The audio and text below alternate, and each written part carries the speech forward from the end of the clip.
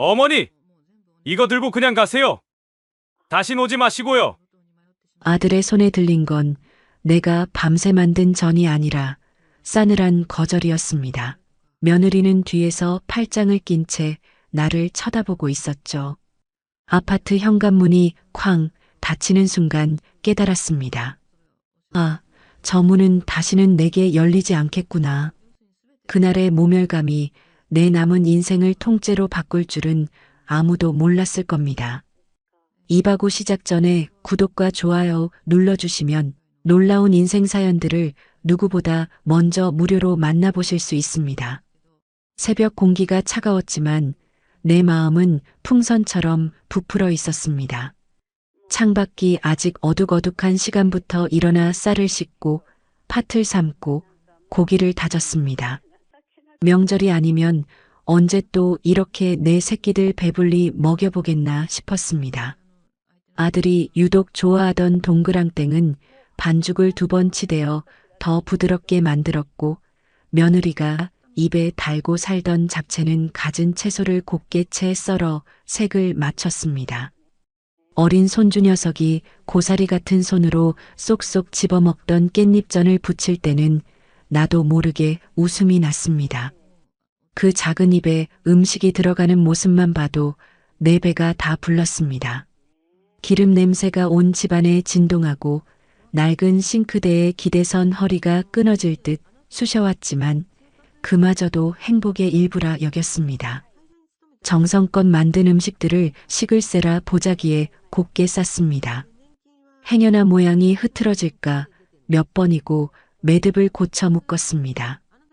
달고 다른 외출복 중에서 가장 깨끗한 것을 골라 입고 집을 나섰습니다. 내 행색이 자식들에게 누가 될까 버스 창문에 비친 내 모습을 몇 번이고 매만졌습니다. 버스를 2번 갈아타고 도착한 아들의 아파트는 하늘을 찌를 듯 높았습니다. 볕도 잘 들지 않는 내 반 지하방과는 세상이 다른 곳.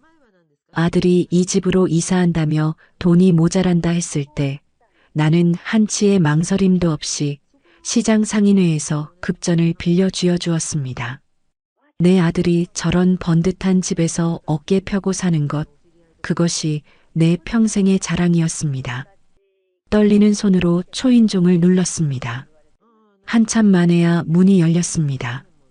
익숙한 아들의 얼굴이 보였지만 그 표정은 낯설었습니다. 반가움 대신 예기치 못한 방문객을 맞닥뜨린 당혹감과 귀찮음이 스쳐 지나갔습니다. 어머니, 여기까지 어쩐 일이세요? 목소리에는 가시가 돋쳐 있었습니다. 명절이잖니. 어미가 자식 집에 오는데 거창한 이유라도 있어야 하는 것이더냐. 목구멍까지 차오른 말을 애써 삼키며 품에 안고 있던 보따리를 내밀었습니다. 우리 아들, 며느리 좋아하는 거 좀 해왔다. 손주 녀석도 보고 싶고. 내 말에 지훈이는 보따리를 받아들기는커녕 한 걸음 뒤로 물러섰습니다. 그 작은 몸짓 하나가 천근의 돌덩이처럼 내 가슴을 내리눌렀습니다. 그 순간 지훈이 등 뒤로 화사하게 차려입은 며느리가 나타났습니다. 나와는 다른 세상에 사는 사람처럼 우아하고 또 차가웠습니다.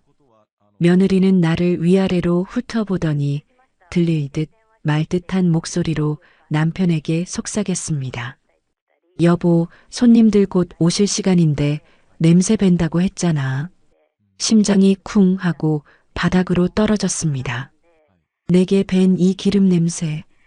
평생 자식을 위해 새벽 시장을 누비고 뜨거운 불 앞에서 땀 흘린 내 세월의 냄새가 저들에게는 그저 불결한 것일 뿐이었습니다. 지훈이는 며느리의 눈치를 한번 살피더니 이내 결심한 듯 나를 똑바로 쳐다봤습니다.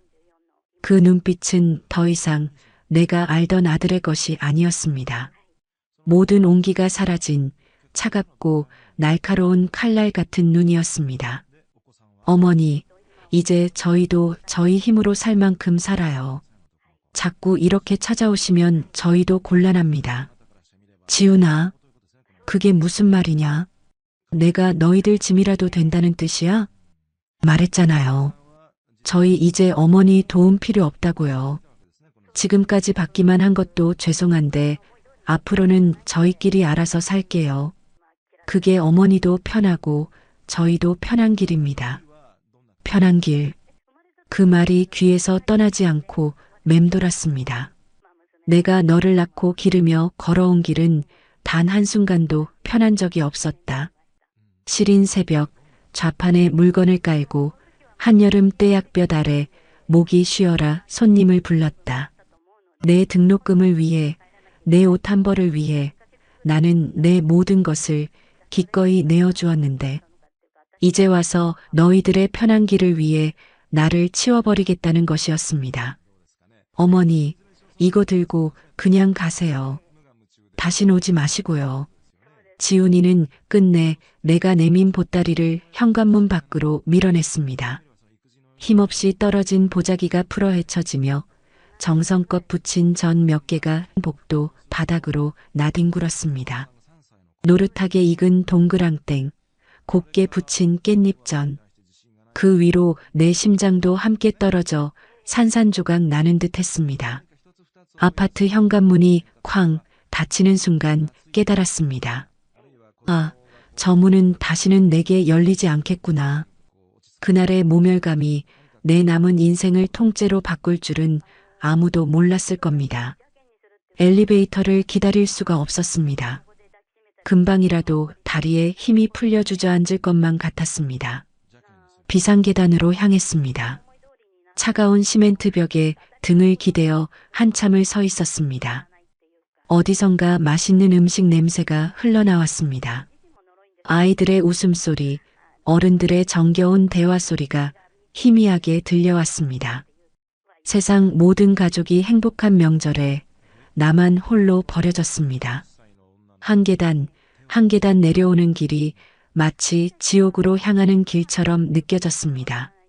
평생을 기대고 의지했던 아들이라는 존재가 와르르 무너져 내리는 소리가 귓가를 맴돌았습니다.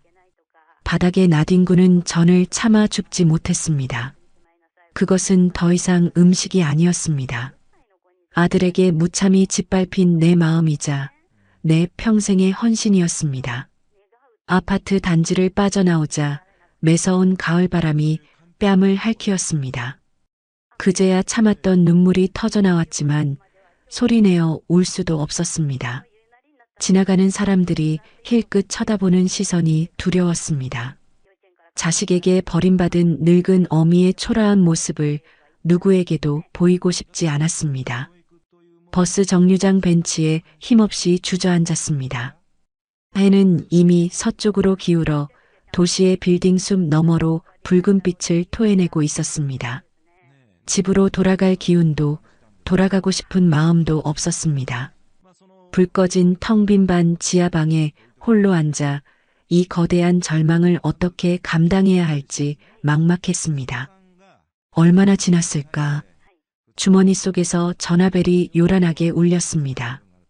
딸이었습니다. 엄마, 어디야? 오빠네 갔었어?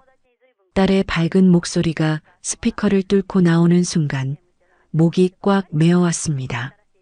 차마 아들 집에서 쫓겨났다는 말을 할 수가 없었습니다. 내 상처가, 내 고통이 착한 딸에게까지 짐이 될까 두려웠습니다. 그냥 바람 좀 쐬고 있다. 왜 목소리가 그래? 무슨 일 있어? 오빠가 또 뭐라 그래? 아니다. 아무것도 아니야. 너는 식구들하고 맛있게 먹고 있니? 응. 근데 엄마 없으니까 허전해. 엄마표 잡채 먹고 싶은데.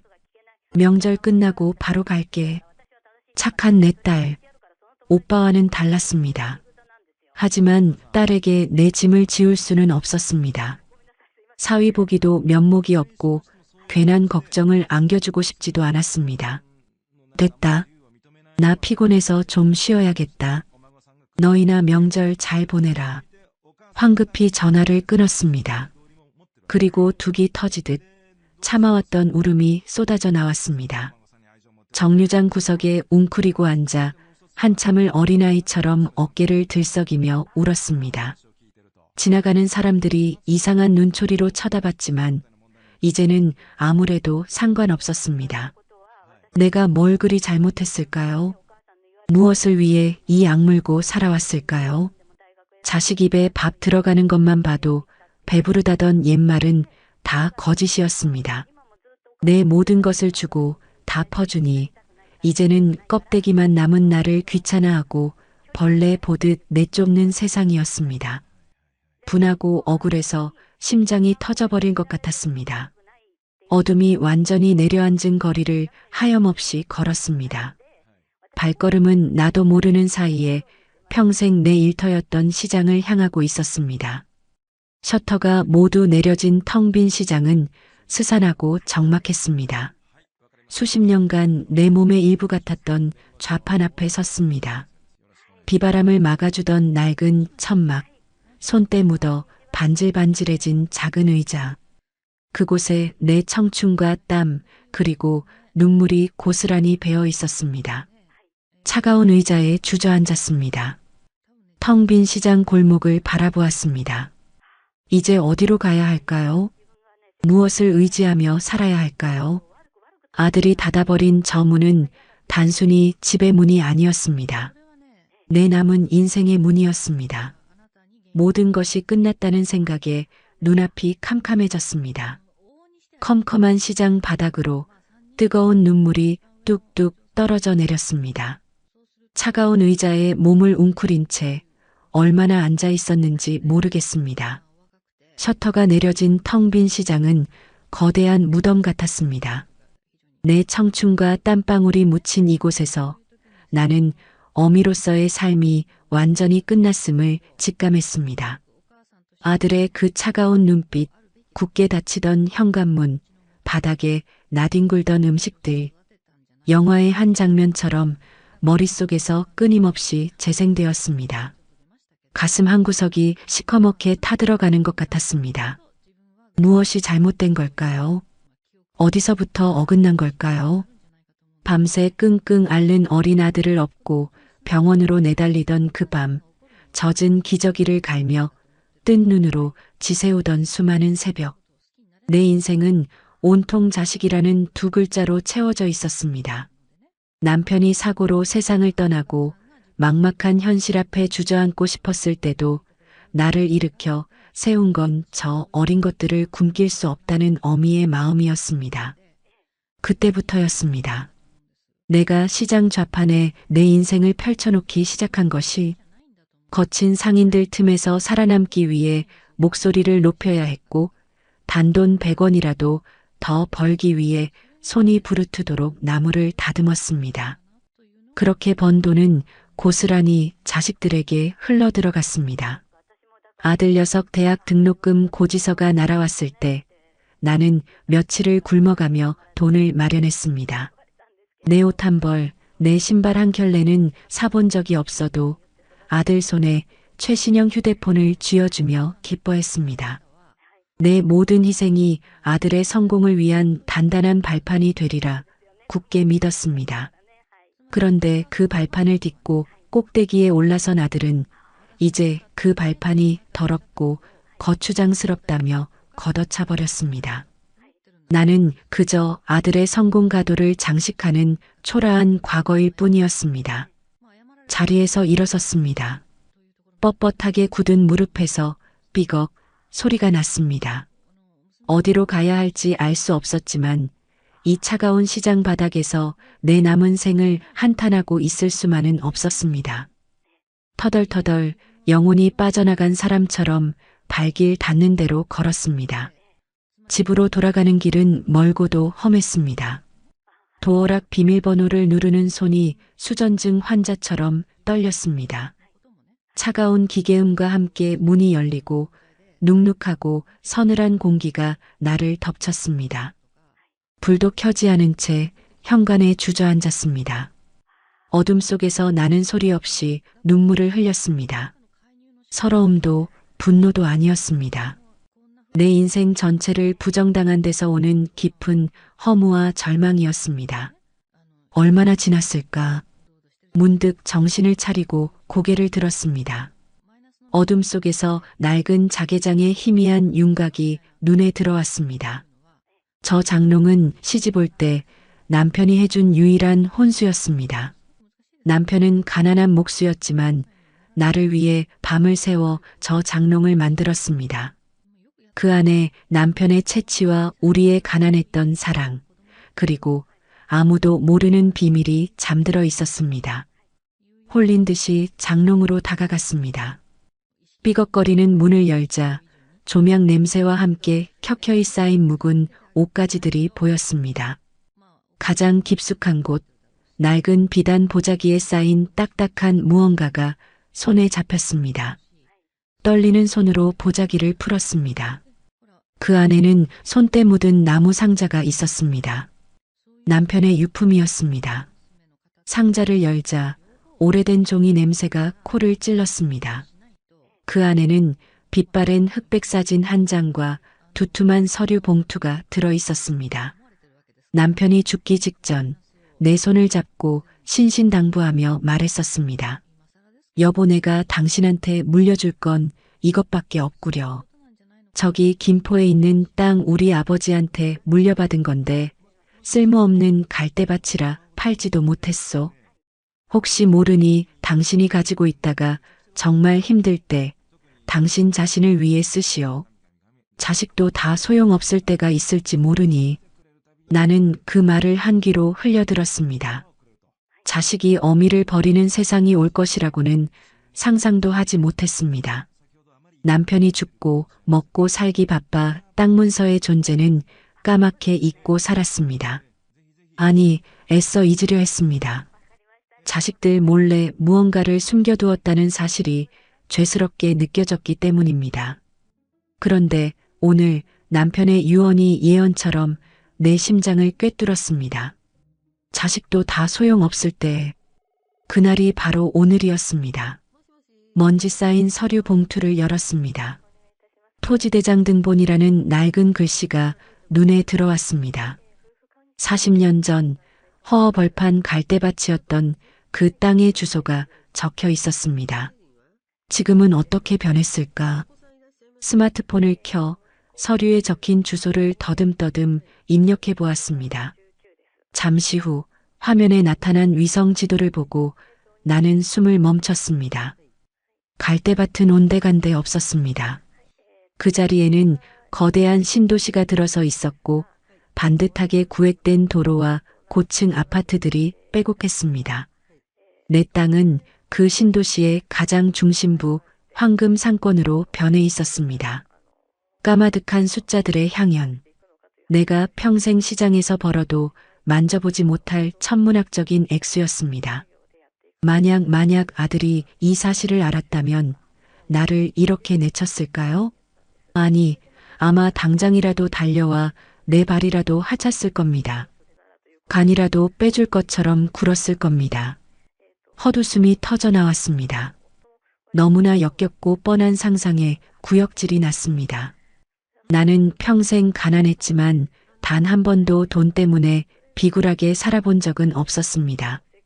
그런데 내 아들은 고작 그 돈 때문에 어미를 헌신짝처럼 버렸습니다. 내가 평생 가르친 것이 고작 이런 것이었나? 아들을 이토록 괴물로 만든 것은 어쩌면 나의 맹목적인 희생과 사랑이었을지도 모른다는 생각에 온몸이 떨려왔습니다. 아닙니다. 이건 내 잘못이 아닙니다. 내 헌신을 배신하고 부모의 정을 내팽개친 아들의 잘못입니다. 더 이상 자식이라는 이름의 굴레에 갇혀 내 인생을 갉아먹히며 살지는 않을 겁니다. 남편의 목소리가 다시 귓가에 울렸습니다. 당신 자신을 위해 쓰시오. 그래요. 이제부터는 오직 나 김정숙을 위해 살아야겠습니다. 내가 평생 흘린 땀과 눈물, 그리고 남편이 나를 위해 남겨준 이 재산을 가장 가치 있는 곳에 쓸 것입니다. 그리고 동시에 내게 지울 수 없는 모멸감을 안겨준 아들과 며느리에게 똑똑히 보여줄 겁니다. 당신들이 버린 이 늙은 어미가 어떤 사람이었는지, 그리고 당신들이 놓친 것이 무엇인지 뼈저리게 후회하게 만들어줄 겁니다. 지금까지의 김정숙은 죽었습니다. 이제부터는 새로운 내가 살아갈 것입니다. 눈물과 한숨 대신 차가운 분노와 냉정한 이성으로 무장한 내가. 나는 전화기를 들었습니다. 그리고 먼지 쌓인 낡은 수첩을 뒤졌습니다. 수십 년 전 남편의 사고 보상 문제로 잠시 신세를 졌던 변호사의 연락처가 희미하게 남아 있었습니다. 지금도 그곳에 있을지는 알 수 없었지만 무엇이라도 해야 했습니다. 여보세요. 떨리는 손으로 번호를 눌렀습니다. 긴 수화음 끝에 젊은 여자의 목소리가 들려왔습니다. 거기 최강석 변호사님 사무실 맞습니까? 네, 맞습니다만 누구시죠? 저는 아주 오래전에 변호사님께 신세를 졌던 사람입니다. 김정숙이라고 합니다. 아, 잠시만요. 수화기 너머로 분주한 소리가 들렸습니다. 잠시 후 중후한 남자의 목소리가 들려왔습니다. 여보세요. 저 최강석입니다. 김정숙 여사님 맞으십니까? 그 목소리를 듣는 순간 꾹꾹 눌러왔던 감정이 다시 북받쳐 올랐지만 나는 이를 악물고 참았습니다. 이제 더 이상 눈물 따위는 흘리지 않을 겁니다. 네, 변호사님. 접니다. 드릴 말씀이 있습니다. 아주 중요한 일입니다. 내 목소리는 나도 놀랄 만큼 차갑고 단호했습니다. 수화기 너머의 변호사도 나의 변화를 감지했는지 목소리를 가다듬었습니다. 네, 여사님. 말씀하십시오. 지금부터 제가 가진 모든 것을 정리하고 싶습니다. 내 말의 수화기 너머에서는 한동안 침묵이 흘렀습니다. 그 침묵 속에서 나는 내 인생의 이막이 시작되었음을 직감했습니다. 잔인하고도 통쾌한 복수의 서막이. 여보, 자기 정말 잘했어. 이제 우리도 우리 인생 살아야지. 언제까지 어머니 그늘 밑에서 살아요? 제 며느리 오윤아는 와인 잔을 부딪히며 제 아들 지훈을 치켜 세웠습니다. 제가 그 집에서 쫓겨난 바로 그날 밤의 일이었습니다. 거실의 화려한 샹들리에 조명 아래 두 사람은 마치 큰일을 해낸 개선장군처럼 보였습니다. 솔직히 좀 찝찝하긴 한데 당신 말대로 이게 맞는 거겠지. 어머니도 이제 혼자 편히 쉬시는 게 나을 거야. 지훈이는 애써 태연한 척하며 와인을 한 모금에 털어 넣었습니다. 그 아이의 눈빛이 잠시 흔들리는 것을 저는 멀리서도 느낄 수 있었습니다. 하지만 아내의 부추김에 금세 안정을 되찾는 듯 했습니다. 죄책감은 비싼 와인과 함께 목구멍 뒤로 쉽게도 넘어가는 모양이었습니다. 당연하죠. 우리가 못 사는 것도 아니고 매달 용돈도 꼬박꼬박 보내드렸잖아요. 뭐가 문제예요? 자꾸 찾아오셔서 우리 수준에 안 맞는 행동하시면 이웃들 보기에도 민망하다고요. 유나는 입술을 삐죽이며 말했습니다. 저에게 그 아이는 존재 자체가 불편한 사람이었을 겁니다. 시장 좌판 상인 출신이라는 꼬리표, 제 몸에 밴 기름 냄새, 세련되지 못한 말투까지 자신들의 격을 떨어뜨리는 장애물일 뿐이었겠지요. 하긴 지난번에 하준이 유치원 엄마들 모임 있는데 갑자기 찾아오셔서 정말 난감했어. 다들 우리 집안 대단한 줄 아는데 어머니 행색 보고 수군거리는 것 같았다고. 지훈이는 아내의 말에 고개를 끄덕였습니다. 아들의 성공을 위해 평생을 바친 제 희생은 이제 아들의 체면을 구기는 부끄러운 과거가 되어 있었습니다. 두 사람은 그렇게 서로의 이기심을 정당화하며 늙은 어미를 버린 죄책감을 덜어내고 있었습니다. 그들은 몰랐을 겁니다. 그들의 안락하고 평화로운 세상이 모래 위에 쌓은 성처럼 얼마나 위태로운지를 말입니다. 그 시간 저는 최강석 변호사의 사무실에 앉아 있었습니다. 수십 년 만에 다시 찾은 사무실은 세월의 흔적만큼이나 더 넓고 번듯해져 있었습니다. 모든 서류 준비는 끝났습니다. 여사님. 다만 한 가지 확인해야 할 것이 있습니다. 최 변호사는 안경을 고쳤으며 제게 물었습니다. 이 증여 사실을 통보하는 등기우편을 어디로 보내길 원하십니까? 법적으로는 여사님의 현재 거주지로 보내야 하지만 그의 말끝에 담긴 의도를 저는 정확히 읽었습니다. 이것은 단순한 법적 절차가 아니었습니다. 제가 시작하는 전쟁의 첫 포성이 될 것이었습니다. 저는 잠시 창밖을 바라보다 나지막이 입을 열었습니다. 아들 녀석 집으로 보내주십시오. 몇 년 전 아들 녀석이 세금 문제로 잠시 제 주소를 자기 집으로 옮겨놓은 적이 있었습니다. 그 뒤로도 귀찮다는 핑계로 제 앞으로 오는 일부 우편물들이 그리로 가곤 했지요. 이번에도 그렇게 실수인 척 보내주셨으면 합니다. 제 말에 최 변호사는 잠시 놀란 듯 했지만 이내 제 눈빛에서 굳은 결심을 읽었는지 말없이 고개를 끄덕였습니다. 알겠습니다, 여사님. 행정착오로 아드님 댁에 발송되도록 조치하겠습니다. 그렇게 제 복수의 첫 화살은 시위를 떠났습니다. 관역의 한가운데 바로 제 아들의 심장을 향해서 말입니다. 한편 지훈과 유나의 집에는 거짓된 평화가 찾아온 듯 했습니다. 더 이상 냄새나는 시어머니의 갑작스러운 방문도 구질구질한 반찬 보따리도 없었기 때문입니다. 그들은 저라는 존재를 기억의 저편으로 밀어내고 오직 자신들의 안위와 쾌락만을 쫓았습니다. 여보, 이번 주말에 하준이 데리고 제주도나 다녀올까요? 회원권 끊어놓은 리조트, 이번에 써야죠. 좋지. 회사 일도 대충 정리됐고 어머니한테도 이제 연락 없으시네. 잘 지내시나 몰라. 그 얘기 좀 그만하면 안 돼요? 알아서 잘 지내시겠죠.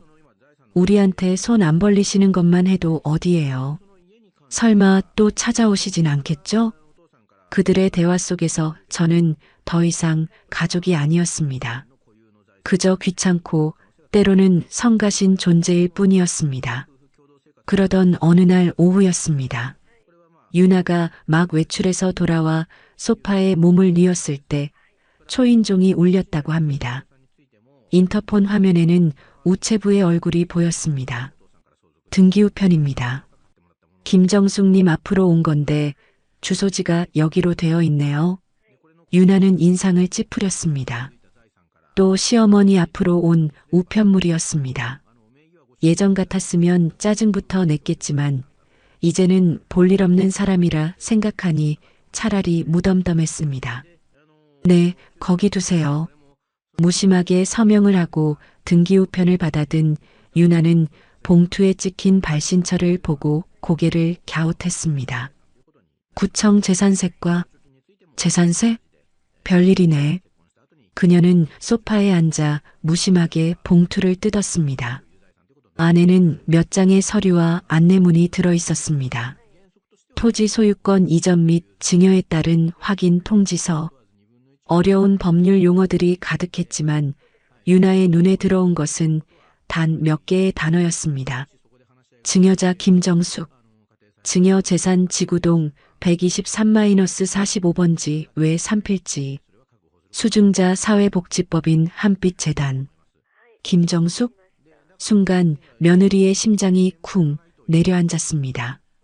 서류 하단에 첨부된 토지대장 요약본, 그곳에 적힌 어지러운 숫자들, 공시지가만 해도 수십억에 달하는 금액이 눈에 박혔습니다. 이게 뭐예요? 유나의 손이 파르르 떨리기 시작했습니다. 잘못 본 것이라 생각하고 몇 번이고 눈을 비비고 다시 읽었지만 글씨는 변하지 않았습니다. 증여자 김정숙의 주민등록번호 앞자리는 저의 것과 정확히 일치했습니다. 말도 안 돼. 그녀의 입에서 비명 같은 소리가 터져 나왔습니다. 그 허름한 반 지하방에 살던 시어머니가 기름 냄새에 찌들어 있던 이 늙은 제가 수십억대 땅 부자였다니. 그리고 그 전 재산을 피 한 방울 섞이지 않은 남들에게 넘겼다니. 유나는 황급히 지훈에게 전화를 걸었습니다. 그녀의 목소리는 공포와 흥분으로 뒤섞여 제대로 된 문장을 만들지 못했습니다. 여보, 빨리 집으로 와요. 큰일 났어요. 무슨 일이야, 또. 나 지금 중요한 미팅 중인데. 미팅이 문제예요. 지금 어머니, 시어머니가. 유나는 더 이상 말을 잇지 못하고 흐느꼈습니다. 그녀의 비정상적인 반응에 덜컥 겁이 난 지우는 미팅을 중단하고 급히 집으로 차를 몰았다고 합니다. 집에 도착했을 때 유나는 넋이 나간 사람처럼 소파에 앉아 있었습니다. 무슨 일이야, 대체? 어머니한테 무슨 일이라도 생겼어? 지훈의 물음에 유나는 떨리는 손으로 서류를 집어들어 남편에게 건넸습니다. 지훈은 의아한 표정으로 서류를 받아들었습니다. 그리고 그의 얼굴도 아내와 똑같이 새하얗게 굳어갔습니다. 이게 다 뭐야, 김정숙? 어머니라고? 아니야. 뭔가 잘못된 거야. 지훈은 현실을 부정하며 소리쳤습니다. 하지만 서류에 적힌 정보들은 너무나 명확했습니다. 그가 평생을 무시하고 마침내 짐 덩어리 취급하며 내쫓았던 그의 어머니, 제가 아들이 상상조차 할 수 없었던 거부였다는 사실이 거대한 망치가 되어 그의 머리를 내리쳤습니다.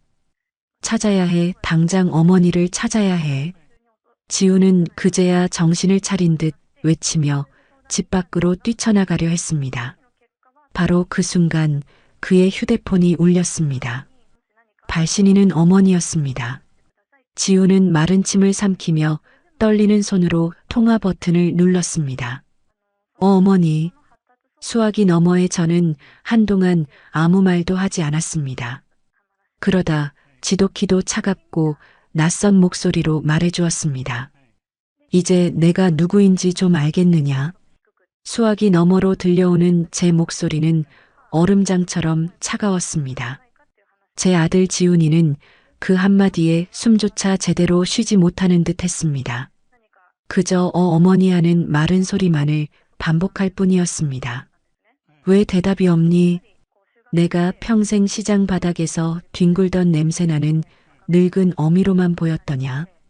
내 성공의 걸림돌만 되는 귀찮고 부끄러운 과거였느냐 말이다. 저는 텅 빈 제 반 지하방에서 창밖의 어둠을 바라보며 나지막이 의졸였습니다. 제 목소리는 한치의 떨림도 없었습니다. 이미 제 마음속의 눈물은 모두 말라붙어 버렸기 때문입니다. 어머니, 그게 아니고요. 오해십니다. 어머니, 저희가 잘못했어요. 지훈이는 그제야 정신이 든 듯 다급하게 외쳤습니다.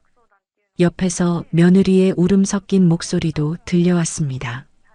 어머니, 저희가 정말 죽을 죄를 지었어요. 한 번만 용서해 주세요. 하지만 그들의 절규는 제 마음에 어떠한 파문도 일으키지 못했습니다. 너무 늦었습니다. 그들이 제게 용서를 구할 기회는 추석날 그 차가운 현관문 앞에서 나뒹굴던 전과 함께 산산조각 나버렸습니다. 용서? 내가 너희를 용서할 것 같으냐? 너희는 나를 버린 것이 아니다. 너희 스스로 제 복을 걷어찬 것이지. 이제 와서 후회한들 무슨 소용이 있겠니? 저는 더 이상 듣고 싶지 않다는 듯 미련 없이 통화 종료 버튼을 눌렀습니다. 수화기 너머로 절규하는 아들의 목소리가 끊기고 방 안에는 다시 깊은 정적이 찾아왔습니다. 저는 가방 하나를 챙겨 들고 일어섰습니다. 이 지긋지긋한 반 지하방을 떠날 때가 된 것입니다. 한편 아들의 집은 아수라장이 되었습니다. 어머니가 전화를 끊으셨어. 지우는 멍하니 휴대폰 화면만 내려다보며 중얼거렸습니다. 믿을 수 없는 현실 앞에 그의 이성은 마비된 듯 했습니다. 여보, 어떡해요? 이게 다 무슨 일이에요? 시어머니가 땅 부자라니 수십억이라니. 그런데 그걸 다 기부했다니. 유나는 머리를 뜯으며 소리쳤습니다. 그녀의 눈에는 후회의 눈물보다 눈앞에서 사라져버린 거대한 부에 대한 탐욕과 분노가 더 크게 서려 있었습니다. 몰라. 나도 몰라. 일단 어머니를 찾아야 해. 직접 뵙고 말씀드리면 하나밖에 없는 아들이라고 매달리면 어떻게든 마음을 돌리실 거야. 지우는 미친 사람처럼 외치며 겉옷을 챙겨 입었습니다. 그래, 어머니는 약한 분이다. 평생 자식밖에 모르고 사신 분이다. 내가 가서 무릎 꿇고 눈물로 빌면 못 이기는 척 다시 받아주실 것이다. 그는 그렇게 스스로를 세뇌하며 희망의 끈을 놓지 않으려 발버둥 쳤습니다. 나도 같이 가요.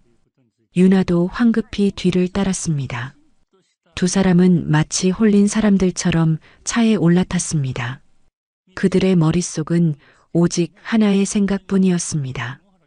어머니를 찾아야 한다. 모든 것을 되돌려야 한다. 차가 밤의 도로를 미친 듯이 질주했습니다. 익숙한 길을 달려 제반 지하 집 앞에 도착했을 때 지우는 차에서 뛰어내리듯 내렸습니다. 하지만 집은 불이 꺼진 채 굳게 닫혀 있었습니다. 어머니, 저 지훈이에요. 문 좀 열어보세요, 어머니. 지훈은 쇠창살이 박힌 작은 창문을 미친 듯이 두드렸습니다. 하지만 안에서는 아무런 대답도 들려오지 않았습니다. 여보, 여기 없는 거 아니에요? 벌써 어디 가셨나 봐. 유나의 불안한 목소리에 지우는 이성을 잃고 소리쳤습니다. 아니야, 계실 거야. 어디 가실 데가 없다고. 어머니. 그는 주머니에서 비상용으로 가지고 다니던 열쇠를 꺼내 문을 열려 했습니다. 하지만 열쇠는 헛돌기만 했습니다. 이미 자물쇠가 바뀐 뒤였습니다. 그 순간 지훈의 등 뒤로 찬물이 끼얹어지는 듯한 공포가 밀려왔습니다. 어머니가 작정하고 자신을 피하고 있다는 명백한 증거였습니다. 두 사람은 망연자실한 채 굳게 닫힌 문 앞에 서 있었습니다. 그때 옆집 할머니가 문을 열고 나왔습니다. 아니, 이 밤에 웬 소란이야? 지훈이 아니야? 할머니, 저희 어머니 혹시 어디 가셨는지 아세요? 지훈은 구세주라도 만난 듯 할머니에게 달려가 물었습니다. 할머니는 혀를 차며 말했습니다. 쯧쯧 자네 어머니, 오늘 낮에 짐 싸서 떠났네. 웬 번듯한 신사랑 같이 큰 차 타고 가던데. 어디 좋은 데로 이사 가시는 모양이더라고. 네, 이사요? 어디로요? 어디로 가셨는지 말씀 안 하셨어요? 나야 알 턱이 있나? 아무튼 표정이 아주 밝아 보이셨네. 이제 고생 끝이라고 좋은 일만 남았다고 하시면서 웃으시대. 할머니의 말은 지훈 부부에게 사형 선고나 다름없었습니다. 어머니는 그들을 버린 것이 아니었습니다. 완벽하게 잊고 새로운 삶을 시작한 것이었습니다. 자신들은 어머니의 새로운 삶에 존재하지 않는 지워진 과거일 뿐이었습니다. 거짓말, 거짓말이야. 지훈은 주저앉아 머리를 감싸쥐었습니다. 모든 것이 끝났다는 절망감이 온몸을 덮쳤습니다. 유나 역시 그 자리에 얼어붙은 채 텅 빈 눈으로 허공을 바라보았습니다. 그 시각 저는 최 변호사가 마련해준 숙소에서 창밖의 야경을 내려다보고 있었습니다. 수십 년 만에 처음으로 발 뻗고 누워보는 푹신한 침대, 언제든 따뜻한 물이 나오는 깨끗한 욕실. 모든 것이 낯설었지만 이상하게도 마음은 편안했습니다. 여사님, 이제부터는 아무 걱정 마시고 편히 지내시면 됩니다. 모든 일은 제가 알아서 처리하겠습니다. 최 변호사는 제게 따뜻한 차를 건네며 말했습니다. 그의 눈빛에는 연민과 존경심이 함께 담겨 있었습니다. 고맙습니다, 변호사님. 하지만 아직 끝난 게 아닙니다. 이제 시작일 뿐이지요. 저는 찻잔을 내려놓으며 말했습니다. 제 아들은 분명 저를 찾아 온 세상을 헤매고 다닐 것입니다. 하지만 저는 그 아이가 쉽사리 저를 찾도록 내버려 둘 생각이 없었습니다. 고통은 천천히 그리고 깊게 맛보게 해주어야 했습니다. 피가 마르는 고통 속에서 자신이 버린 것이 무엇이었는지 뼈저리게 느끼게 해줄 것이었습니다. 아니나 다를까 다음 날부터 지훈 부부의 처절한 추적이 시작되었습니다. 지훈은 회사를 팽개치고 제 딸의 집, 제가 가끔 들르던 사찰, 심지어는 친척들 집까지 샅샅이 뒤지고 다녔습니다. 하지만 그 어디에서도 제 흔적을 찾을 수는 없었습니다. 저는 이미 최 변호사의 도움으로 모든 흔적을 지운 뒤였습니다. 도대체 어디로 가신 거야? 땅으로 솟았나? 하늘로 꺼졌나? 며칠 동안 저를 찾아 헤매던 지훈은 점점 미치광이처럼 변해갔습니다. 잠도 제대로 자지 못해 눈은 퀭했고 얼굴은 수염으로 뒤덮였습니다. 유나 역시 매일같이 악몽을 꾸며 신경쇠약 직전까지 몰렸습니다. 그들은 이제야 깨닫기 시작했습니다. 돈이 사라졌다는 공포보다 더 무서운 것은 자신들을 유일하게 사랑해주던 존재가 영원히 사라져버렸다는 상실감이었습니다.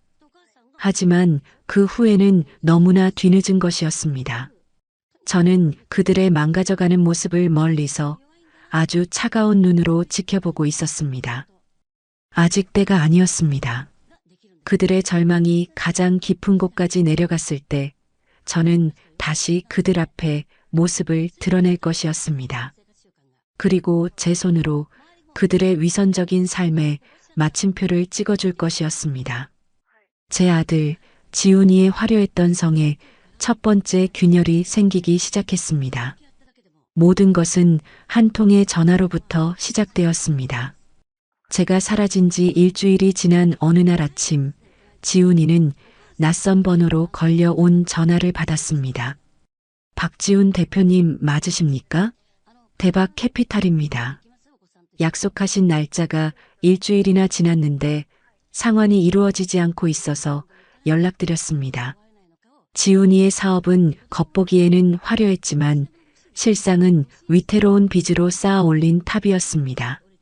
그는 자신의 성공을 과신한 나머지 분수에 맞지 않게 사업을 확장하고 과도한 사치를 부렸습니다. 매달 돌아오는 대출 이자와 원금 상환. 그것은 마치 살얼음판 위를 걷는 것이나 마찬가지였습니다. 아, 네.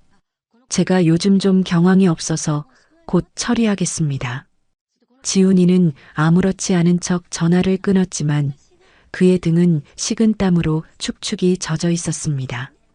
어머니를 쫓아낸 죄책감과 사라진 어머니를 찾아야 한다는 조급함에 그는 자신의 재정 상태가 벼랑 끝에 몰려 있다는 사실을 잠시 잊고 있었던 것입니다. 당장 다음 주까지 갚아야 할 돈은 수억 원에 달했습니다. 그날 저녁 집으로 돌아온 지훈을 맞이한 것은 텅 빈 와인 잔과 신경질적으로 손톱을 물어뜯고 있는 아내 유나였습니다. 어머니는 찾았어요? 유나의 목소리에는 이제 희망 대신 짜증과 원망이 가득했습니다. 못 찾았어. 온 군대를 다 뒤졌는데 그림자도 안 보여. 작정하고 숨으신 게 틀림없어. 지훈은 넥타이를 집어 던지며 소리쳤습니다. 그의 분노는 저를 향한 것이었지만 그 화살은 곧바로 눈앞의 아내에게로 향했습니다. 다 당신 때문이야. 그날 당신만 아니었어도 내가 어머니한테 그렇게까지는 안 했어. 냄새가 어쩌고 수준이 어쩌고 당신이 옆에서 부추기지만 않았어도. 뭐라고요? 지금 다 내 탓이라는 거예요? 당신은 좋다고 동조 안 했어? 우리끼리 편하게 살자고 한 건 누구였는데 이제 와서 발뺌하는 거예요? 유나도 지지 않고 악을 썼습니다. 한때 서로의 욕망을 부추기며 끈끈했던 두 사람의 관계는 돈이라는 현실적인 문제 앞에서 속절없이 무너져 내리고 있었습니다. 시끄러워. 당신 같은 여자만 아니었어도 우리 어머니 저렇게까지는 안 하셨어. 허영에 가득 차서 명품만 밝히는 당신 때문에. 이게 정말 당신은 뭐 다른 줄 알아? 성공했다고 어깨에 힘주고 다니면서 정작 분수도 모르고 사업 확장하다 빚더미에 앉았잖아. 위선 떨지 마. 두 사람의 고성은 어린 손주 하준이가 방문을 열고 나올 때까지 계속되었습니다. 겁에 질린 아이의 얼굴을 보고서야 두 사람은 잠시 입을 다물었지만 이미 그들의 마음속에는 서로에 대한 깊은 불신과 경멸의 씨앗이 뿌려진 뒤였습니다. 그 시각 저는 최 변호사의 사무실에서 한 남자를 만나고 있었습니다. 그는 국내 최고의 기업 분석 전문가였습니다. 아드님 회사의 재무 구조는 매우 취약합니다. 과도한 단기 차입금, 높은 고정비 지출 전형적인 거품 경제의 산물입니다. 작은 충격에도 쉽게 무너질 수 있는 구조입니다. 전문가의 냉정한 분석을 들으며 저는 말없이 차를 마셨습니다. 제 아들의 위기는 제가 만든 것이 아니었습니다. 그 아이의 탐욕과 오만이 스스로를 올가맨 것이었습니다. 저는 그저 그 붕괴의 시점을 조금 앞당겨주는 방아쇠 역할을 했을 뿐입니다.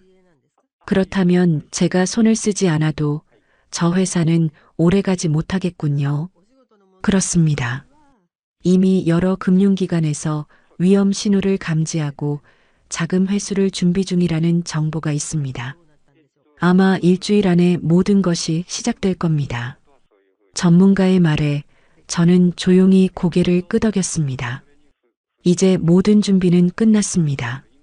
제가 직접 손에 피를 묻히지 않아도 세상의 이치와 자본의 논리가 알아서 제 아들을 심판해 줄 것이었습니다.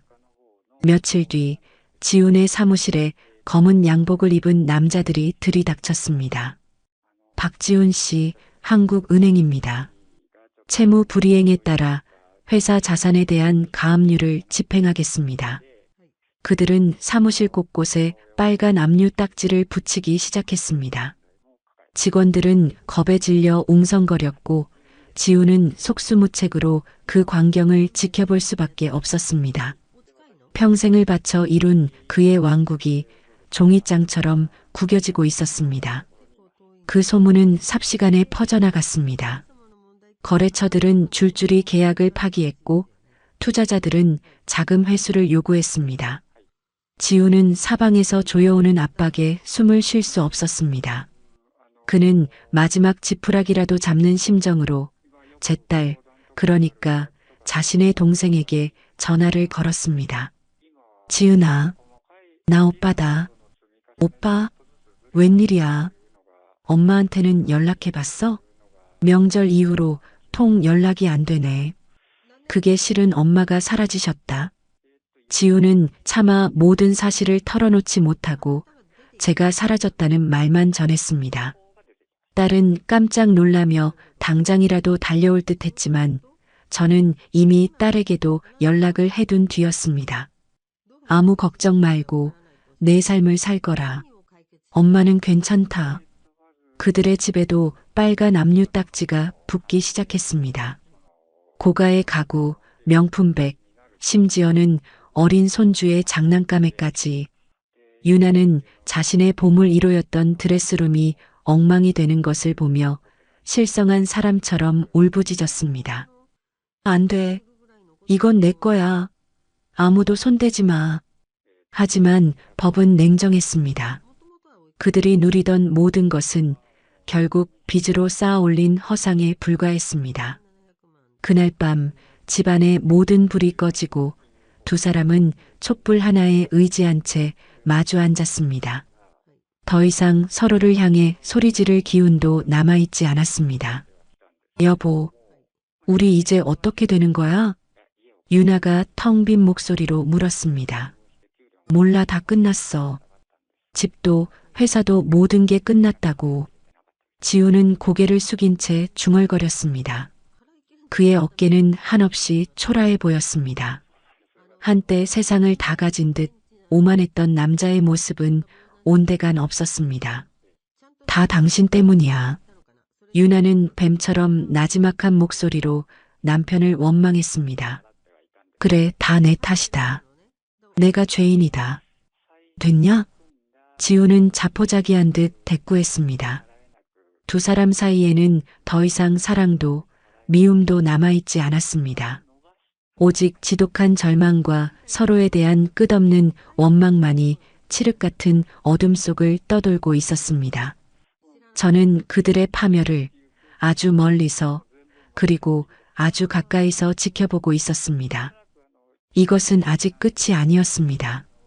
이것은 단지 제가 준비한 길고 긴 비극의 서막에 불과했습니다. 그들은 이제 자신들이 저지른 죄의 대가를 온몸으로 그리고 온 영혼으로 치르게 될 것이었습니다. 찾았어. 어머니, 드디어 찾았다고. 제 아들 지훈이는 거의 한 달 만에 처음으로 환하게 웃었습니다. 그 웃음은 기쁨이 아닌 벼랑 끝에 몰린 자의 광기에 가까웠습니다. 그의 손에는 꼬깃꼬깃한 메모지 한 장이 들려 있었습니다.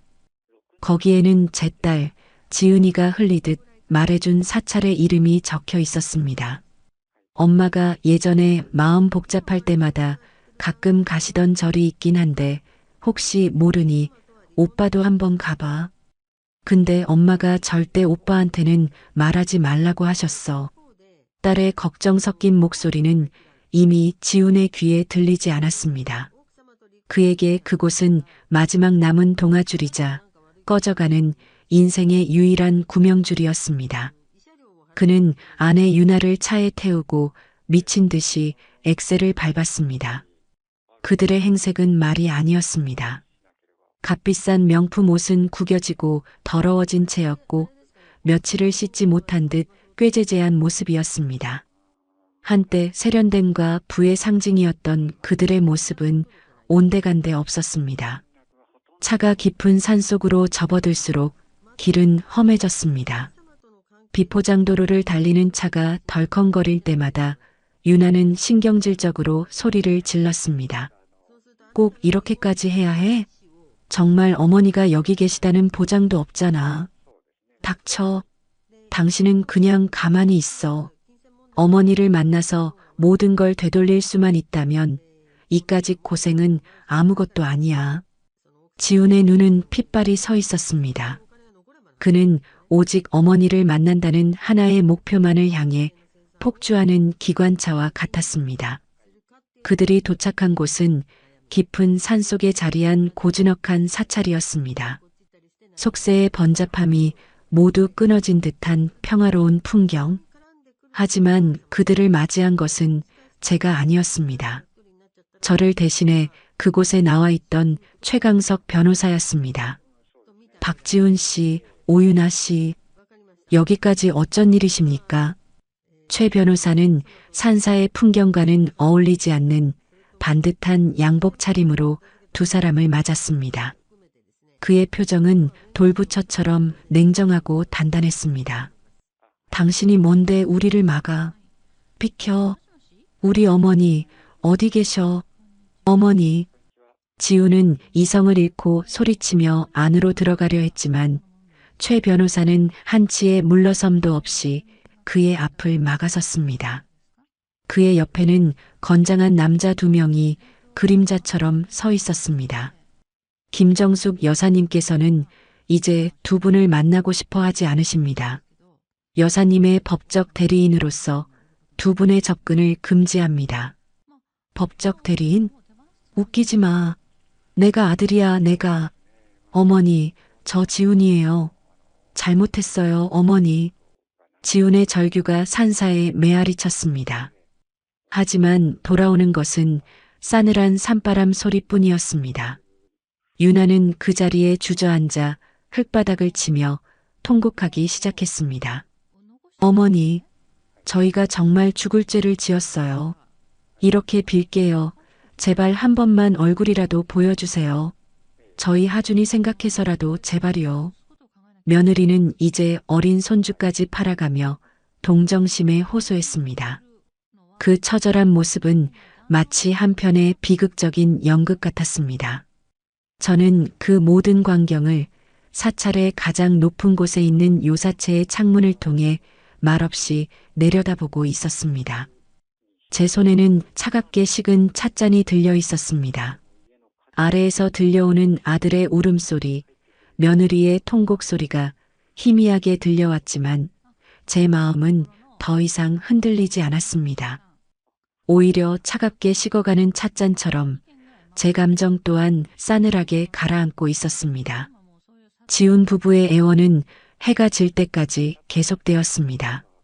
목이 쉬어라 제 이름을 부르고 이마에 피가 나도록 머리를 조아렸습니다. 그들의 모습은 지나가는 스님들의 마음을 안타깝게 할 정도였습니다.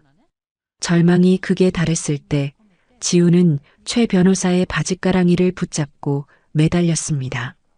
제발, 제발 한 번만 만나게 해주십시오. 단 5분이라도 좋습니다. 제가 다 책임지겠습니다. 회사도 집도 다 필요 없습니다. 그냥 우리 어머니만 다시 돌아오시면 됩니다. 제가 평생 속죄하며 살겠습니다. 그의 눈물은 진심처럼 보였습니다. 어쩌면 그는 정말로 후회하고 있는지도 몰랐습니다. 하지만 그 후회는 너무 늦었고 너무 이기적이었습니다. 최 변호사는 그런 그를 차갑게 내려다보았습니다. 박지훈 씨, 당신이 정말 어머니를 생각했다면 애초에 그런 짓을 저지르지 말았어야 합니다. 당신의 후회는 당신이 잃어버린 것들의 가치를 뒤늦게 깨달은 것에 대한 연민일 뿐입니다. 당신의 속죄는 어머니를 위한 것이 아니라 당신 자신을 위한 위선에 불과합니다. 최 변호사는 차갑게 그의 손을 뿌리쳤습니다. 그리고 주머니에서 휴대전화를 꺼내 어디론가 전화를 걸었습니다. 스피커폰으로 설정된 전화 너머로 제 목소리가 흘러나왔습니다. 지독히도 차갑고 메마른 목소리가 거기 있느냐? 네, 여사님.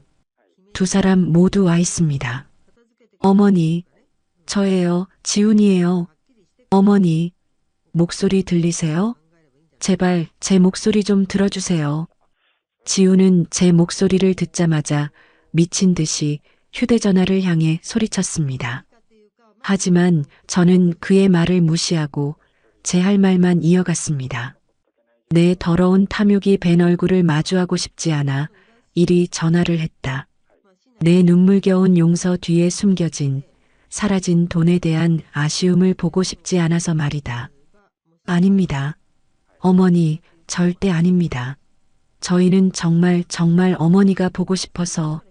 시끄럽다. 저는 지훈의 말을 가차없이 끊었습니다.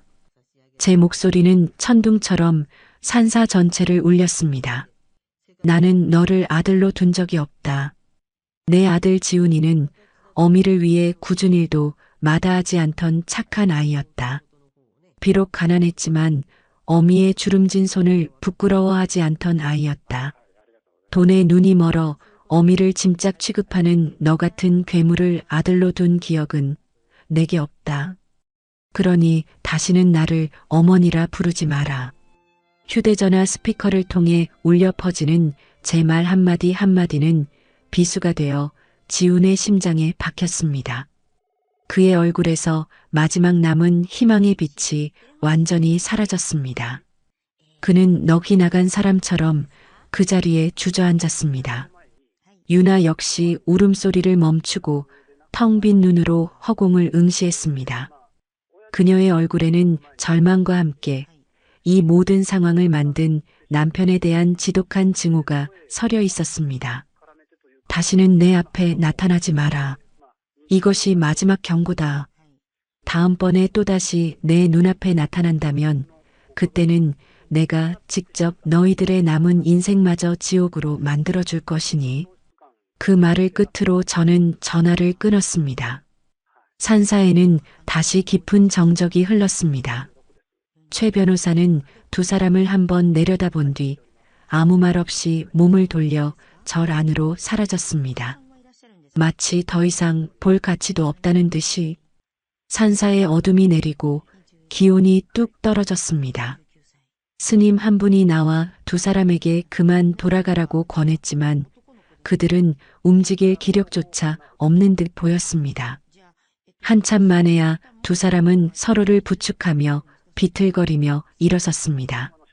돌아가는 그들의 뒷모습은 세상 모든 것을 잃어버린 폐잔병의 그것과 같았습니다.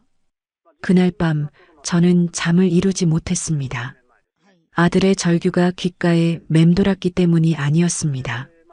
제 복수가 아직 끝나지 않았다는 사실 때문이었습니다. 이제 가장 중요한 마지막 단계가 남아 있었습니다.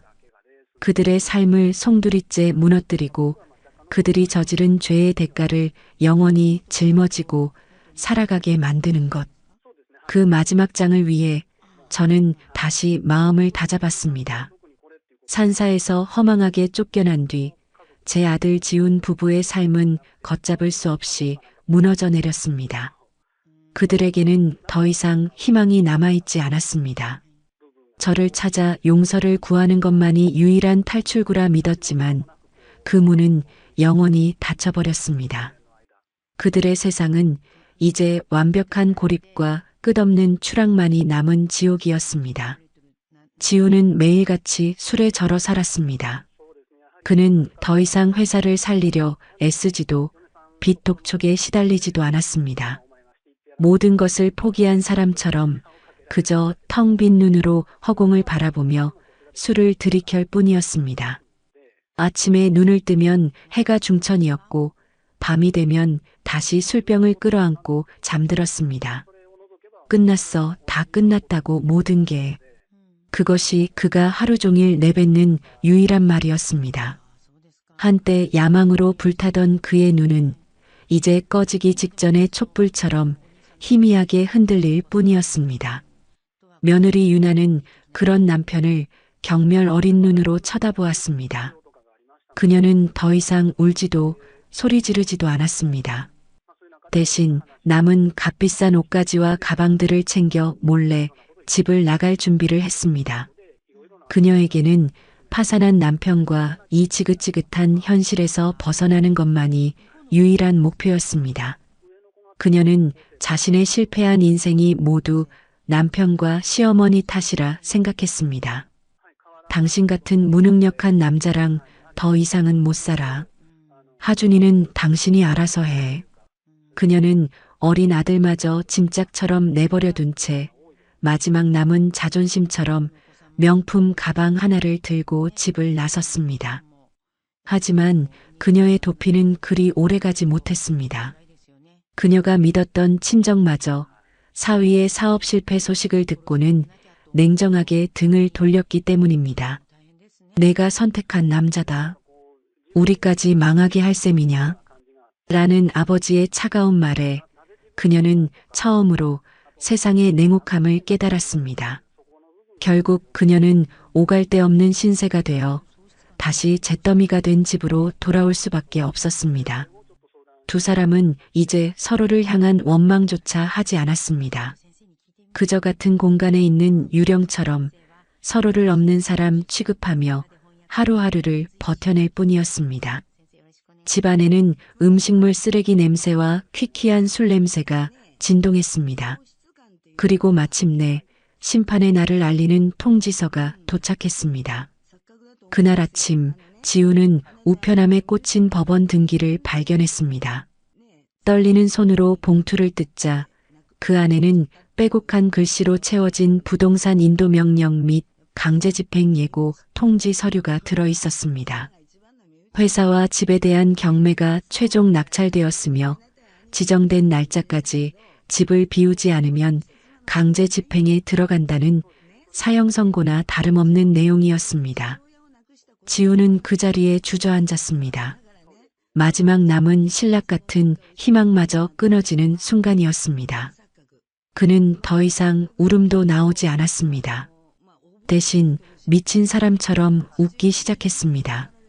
하하, 결국 이렇게 되는구나. 이렇게 텅 빈 웃음소리가 삭막한 아파트 복도를 울렸습니다. 그 소식은 즉시 최 변호사를 통해 제게도 전달되었습니다. 모든 것이 끝났습니다, 여사님. 이제 여사님께서 직접 마침표를 찍으실 시간입니다. 저는 말없이 고개를 끄덕였습니다. 그리고 마지막으로 아들의 집을 찾았습니다. 초인종을 누르자 문을 연 것은 며칠 사이 폭삭 늙어버린 제 아들 지훈이었습니다. 그는 저와 최 변호사의 모습을 보고는 놀라지도 분노하지도 않았습니다. 그저 모든 것을 체념한 사람처럼 텅 빈 눈으로 우리를 바라볼 뿐이었습니다. 오셨네요. 그래. 내 마지막을 보러 왔다. 저는 집 안으로 들어섰습니다. 한때는 화려함과 부유함의 상징이었던 그곳은 이제 온갖 잡동사니와 빨간 압류 딱지로 뒤덮인 폐허나 다름없었습니다. 소파 구석에는 유나가 웅크린 채 우리를 경계의 눈빛으로 쏘아보고 있었습니다. 왜 오셨어요? 이제 와서 저희 비웃으러 오신 거예요? 실컷 비웃고 가세요. 아주 꼴 좋다고, 속 시원하다고. 유나의 목소리는 쇳소리처럼 갈라져 있었습니다. 저는 그런 그녀를 잠시 바라보다 지훈에게로 시선을 돌렸습니다. 내가 왜 내 전 재산을 사회에 기부했는지 아느냐? 지훈은 아무런 대답도 하지 못했습니다. 그저 고개를 숙일 뿐이었습니다. 그의 발치에는 텅 빈 술병들이 나뒹굴고 있었습니다. 너 같은 자식에게 재산을 물려주는 것이 얼마나 헛되고 어리석은 일인지 너무나 일찍 깨달았기 때문이다. 제 말은 비수처럼 날아가 두 사람의 심장에 깊이 박혔습니다. 나는 평생 너를 위해 살았다. 내 젊음, 내 인생, 내 모든 것을 바쳐 너를 키웠다. 굶주린 배를 움켜쥐고도 내 입에 밥 한 숟갈 더 넣어주려 애썼고 찢어진 신발을 기워 신으면서도 내게는 새 운동화를 사주었다. 그것이 어미의 도리라 믿었고 내 삶의 이유라 믿었다. 하지만 너는 내게 무엇을 주었느냐? 고작 짐 덩어리라는 모욕과 멸시뿐이었다. 내가 나를 내쫓던 그날 나는 깨달았다. 너는 더 이상 내 아들이 아니며 나 또한 더 이상 내 어미가 아니라는 것을. 저는 잠시 숨을 골랐습니다. 그리고 제 인생을 건 마지막 선고를 내렸습니다. 너희들이 그토록 원하던 대로 나는 이제 너희들의 인생에서 완벽하게 사라져 주마. 너희들 역시 내 인생에서 깨끗이 지워질 것이다. 이것이 내가 너희에게 내리는 마지막 벌이다.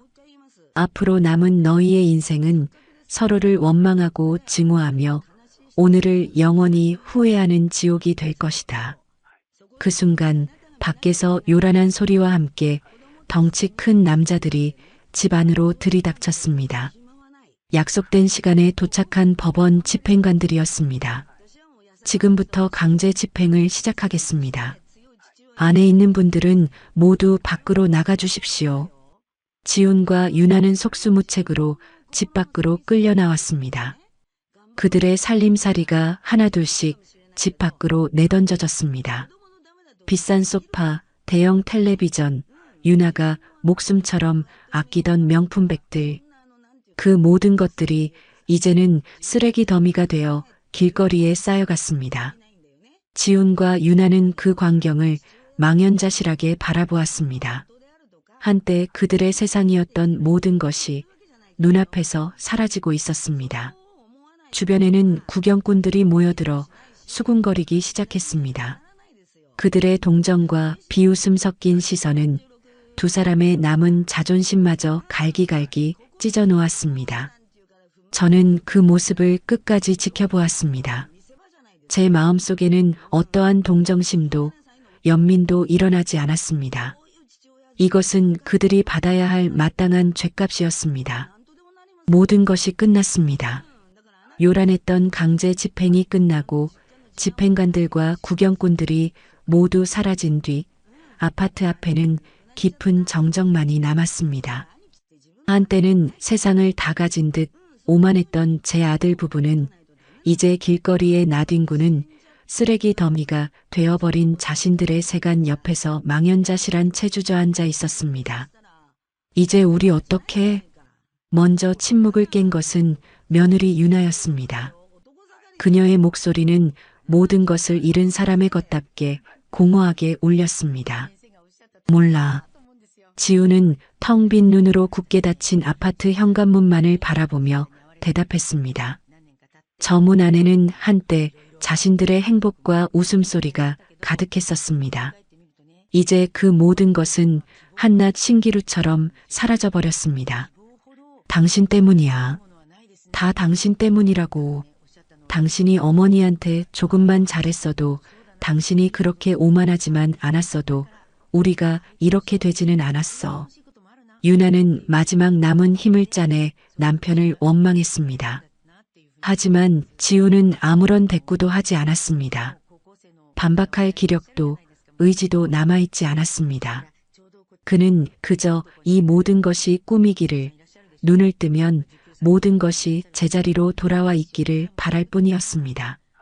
그때 두 사람 사이에 웅크리고 있던 어린 손주 하준이가 울음을 터뜨렸습니다. 엄마, 아빠, 나 추워, 배고파. 아이의 울음소리는 두 사람의 텅 빈 가슴을 더욱 아프게 파고들었습니다.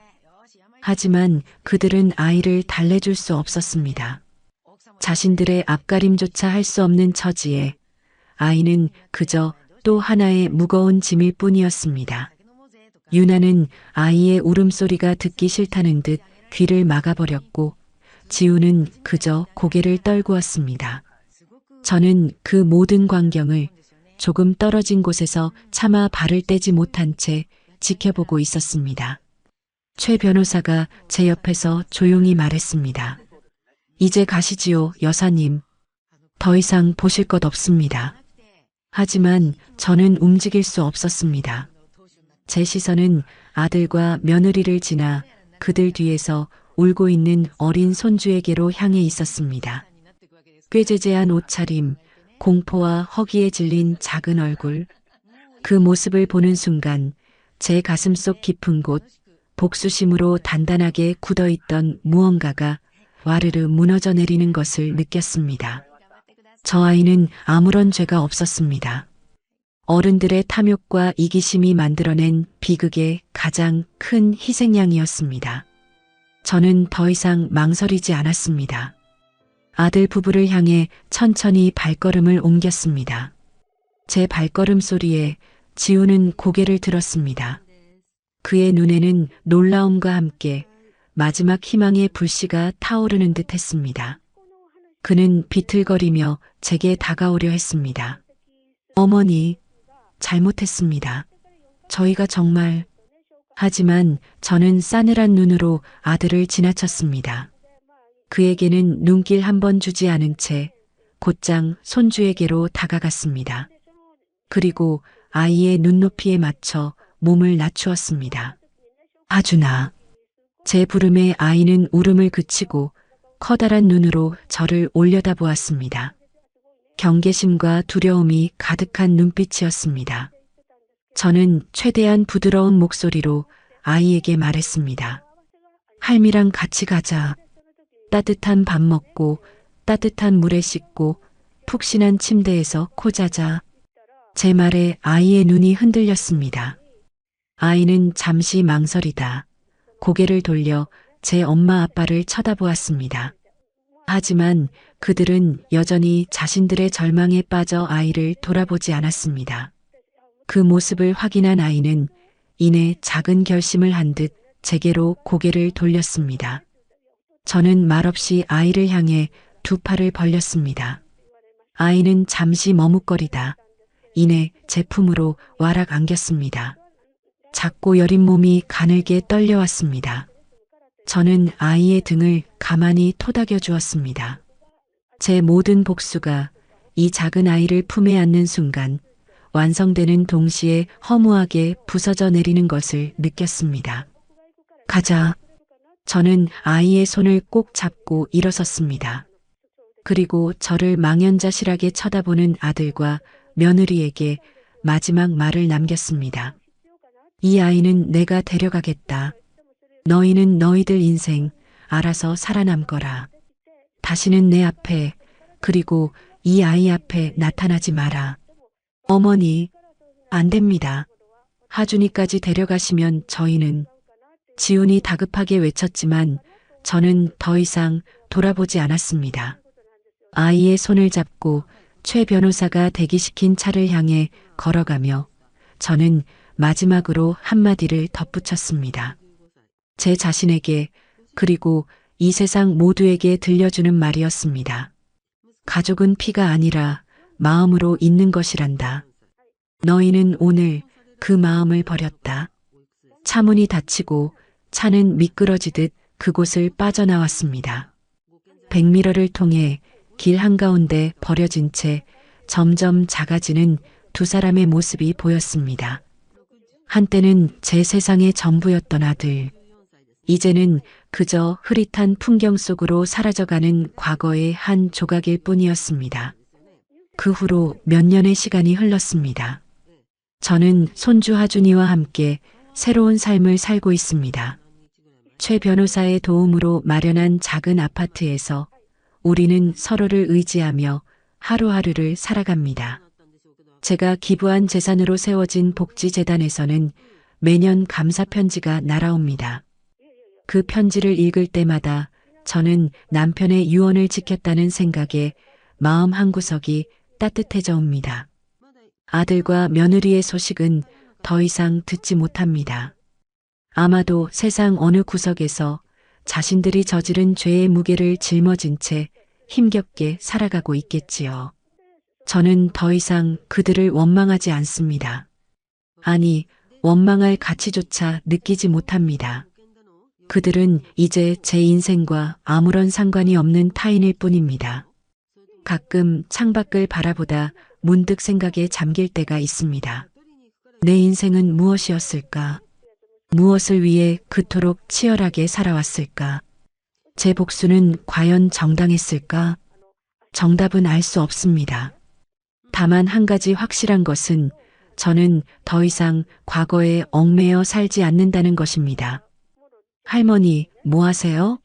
이 책 읽어주세요. 하준이가 그림책을 들고 와 제 품에 안깁니다. 아이의 맑은 눈을 바라보고 있으면 제 마음속의 모든 상처가 봄눈 녹듯 사라지는 것 같습니다. 그래, 우리 강아지. 할미가 재미있는 이야기 해줄게. 저는 아이를 무릎에 앉히고 나지막이 책을 읽어주기 시작합니다. 창밖으로는 따스한 햇살이 쏟아져 들어옵니다. 제 길고 길었던 겨울은 끝났습니다. 이제 제 인생에는 이 작은 아이와 함께 맞이할 따뜻한 봄날만이 남아있을 것입니다.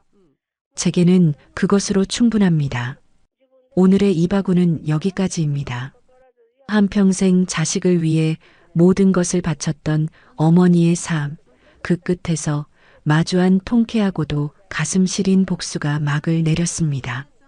만약 당신이 주인공이었다면 용서와 존엄의 갈림길에서 어떤 선택을 하셨겠습니까? 이 이야기는 희생이라는 이름 아래 가려졌던 한 인간의 눈물과 더 이상 무너지지 않기 위해 나 자신으로 살아가야 했던 한 여성의 처절한 외침입니다.